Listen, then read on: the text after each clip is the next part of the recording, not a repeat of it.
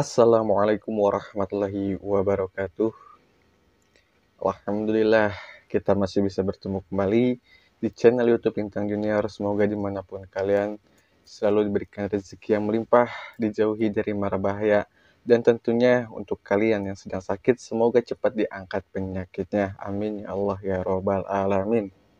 Kali ini saya akan membuat suatu video dari pertanyaan penonton. Nah, jadi ada satu penonton yang menanyakan bagaimana sih kan cirinya rumah yang berhantu atau rumah angker lah ya.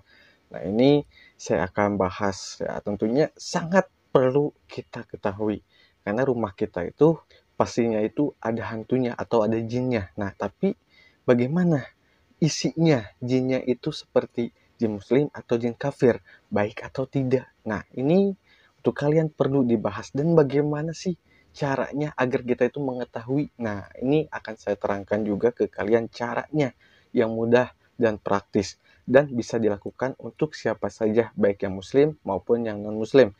Nah, untuk kalian disimak videonya dan jangan lupa dukung terus channel YouTube Lintang Junior dengan cara di-subscribe, di-like, dan tulis di kolom komentar apapun pertanyaan kalian. Ya, kalau bisa saya jawab, ya tentunya kenapa tidak saya jawab dengan versi saya. Dan langsung saja kita mulai ke pembahasannya.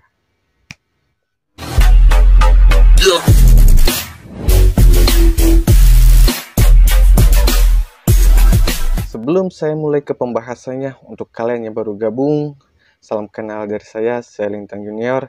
Semoga di setiap video yang saya buatkan ada hal yang bermanfaat untuk kalian dan tentunya menambah wawasan kalian. Dan langsung saja kita mulai ke pembahasannya, yaitu ciri-ciri bagaimana rumah yang berhantu itu ciri-cirinya seperti apa. Dan ini perlu kalian simak ya. Yang pertama, bila mana di rumah itu ya dalamnya itu ada pohon. Jadi misalnya di rumah kalian itu lega ya, luas. Terus di dalamnya pagarnya itu ada pohon. Entah itu pohon mangga, entah itu pohon misalnya di dalam rumah itu seperti rambutan atau pohon jeruk atau cabe. Pokoknya ada pohon intinya. Di situ pasti ada penghuninya. Nah, untuk mengetahui penghuninya itu baik atau tidak ya, itu kalian bisa merasakan hawa dari rumah kalian. Bisa panas, atau kadang adem atau dingin, atau di rumah tangga kalian sering berantem, pokoknya nggak akur. Itu perlu kalian waspadai. Yang kedua, di rumah itu misalnya ada patung, bagi yang muslim, ada patung di dalamnya, patung berbentuk apapun, mau manusia misalnya atau bentuknya itu hewan. Nah, itu bisa dikategorikan akan tempati oleh sosok jin.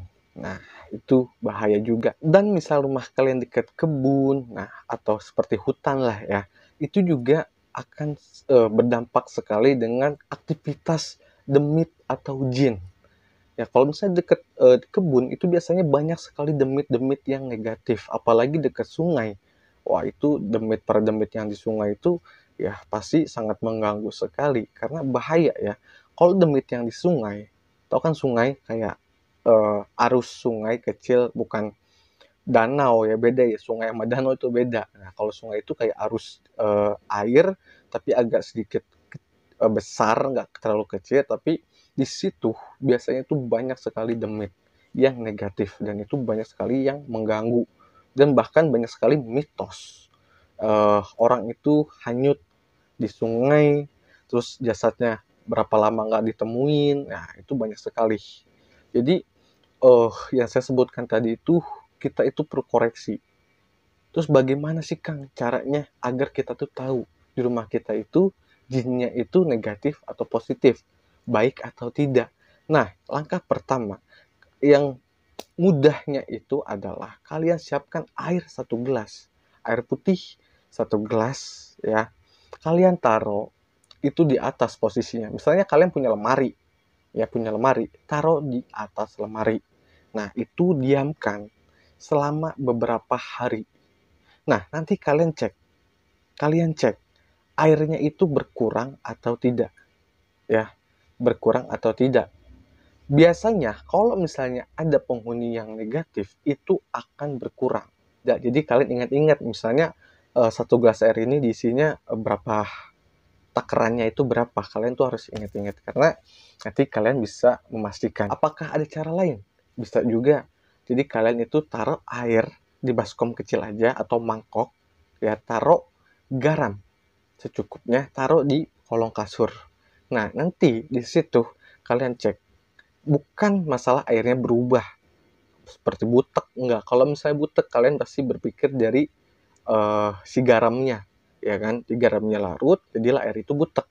Tapi lihat airnya itu berkurang atau tidak, gitu. Nah, itu cara sederhananya untuk kalian bisa dicek, gitu loh. Dan lagi, biasanya kalau rumah itu yang banyak dipenghuni yang negatif, itu akan terasa panas, tidak nyaman sekali.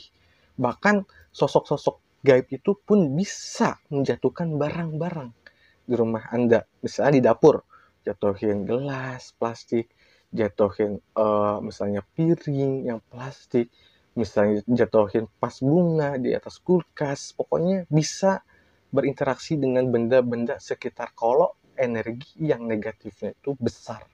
Dan bisa juga untuk kalian yang tinggalnya sendiri. Nah, ini biasanya apartemen. Nah, itu bahaya ya, karena apartemen itu kalau misalnya kosong atau hotel itu kosong, nggak ada penghuninya. Jadi itu ditempati oleh sosok-sosok gaib. Jadi dimanapun kalian, ya kalian baca doa. Tentunya kita balik lagi, kalau misalnya di rumah kalian tinggal sendiri, nah itu bahaya juga. Kalau yang negatif itu bisa, misalnya kalian wanita, itu bisa kalian itu disukai. Kalau sudah disukai, kalian itu akan susah untuk mendapatkan pasangan.